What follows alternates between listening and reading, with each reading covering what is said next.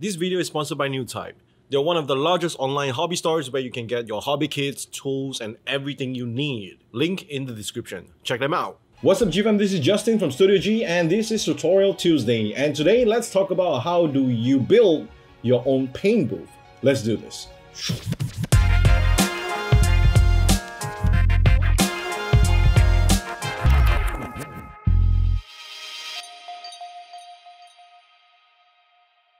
So when it comes to painting, a lot of people ask, why do you need a paint booth? Why don't you just paint outside? It's bright and sunny. Well, it isn't. I mean, what happens if it rains? What happens if it snows? What happens if it has children crying? I don't know why did I say that, but yeah, you guys get what I mean. So by having yourself a paint booth, it basically allows you to paint indoors as well as in a controlled environment, right? Away from the dust, away from the chickens, away from the cows, away from crying children. And for this solution, it's really easy. You can either just buy yourself one from Amazon for like what, 120 bucks, or you can just build yourself one for cheap. And I'm going to show you how. So first thing first, let's talk about what you need.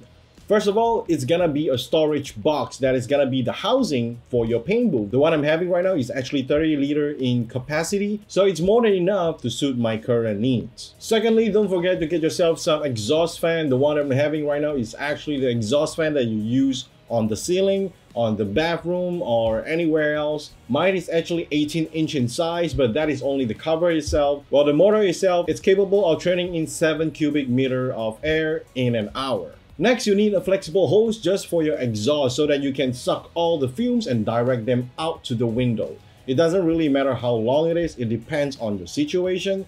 And also, please check the diameter on your exhaust fan to get yourself the correct size hose. Last but not least, you need lighting solution. So for me, I started with portable lighting that I use for my camera. Then again, I need two of that, so it's kind of a hassle. So I upgraded it to a ring light. It's not actually an upgrade actually. The ring light itself is actually cheaper, right? But it's based on a newer technology of LEDs. So it's significantly brighter and it saves a lot of space, and it only uses one USB port. Last but not least, for tools, you're gonna be needing screwdrivers, you're gonna be needing knives, and you're gonna be needing cable ties. Start by cutting a hole according to the size of your exhaust fan that you got, and then after you cut that hole, don't forget to cut up some holes up the top as well for the lights to come in later on. And remember, when you're cutting holes, please start small and then move on wider and wider as you go, so that you don't make a mistake where your first try being too wide or too big, then your exhaust fan just wouldn't fit in. Okay, don't be like me. Don't be like me. Use the screws that came together with your exhaust fan to screw in the exhaust fan itself onto the plastic container that you just cut out. And then just put in the cover and you are basically done. And if you want to secure it even more, you can put on masking tape, you can put in duct tape around the edges of the exhaust fan itself so that it doesn't fall over, doesn't fall out, doesn't fall to the front, doesn't fall to the back. Last but not least, all you gotta do right now is to attach the flexible hose and then use the cable ties to tie it really tight so that it doesn't come loose mid-operation, and then just stuck it out the window and you are done.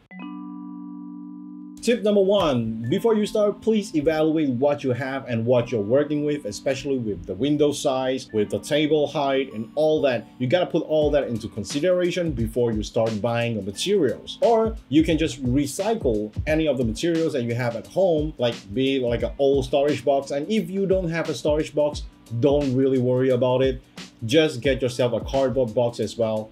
It works just as fine. Tips number two, heat up your knife before cutting into plastic. Trust me, it works like a charm. Tip number three is to never use a warm light. Always use a white light instead of a warm one, like a yellow light.